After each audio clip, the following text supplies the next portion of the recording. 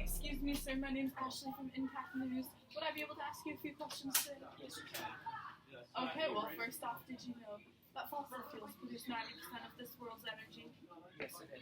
Yes, and did you also know that in the next 100 years, if we do not stop using fossil fuels, we will all die off because there will be a shortage of fossil fuels? Yes, I did. And you found the lucky person because I have a passion to change this world. And I think that the first step to change this world from this kind of problem, and I think that the first step is going to be electrical cars. There are a lot of pros to electrical cars. First of all, it will not be as expensive as changing all our systems to being electric in the world.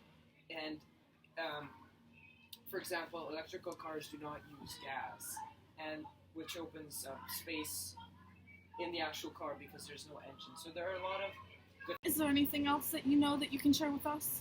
Well, there's other important things such as no emissions, which is extremely important in this case because cars, and there's millions, maybe even soon there will be billions of cars in the world because each family of 2 or 3 owns 4 or 5 cars sometimes, from two to 5 cars. So a very important thing is that they do not produce emissions.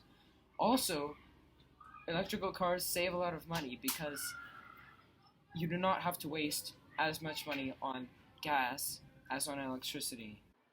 Fossil fuels are the remains of dead plants and animals which are buried deep underground by overlapping sedimentary layers.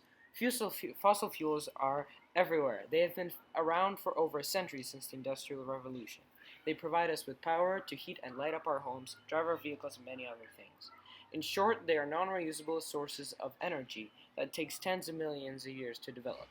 Then they need to be extracted from the ground in the form of coal, oil, or gas. They are the cheapest and easiest of all fuels to acquire and use. There has been a long ongoing debate about the continued exploitation and mining rates of fossil fuels.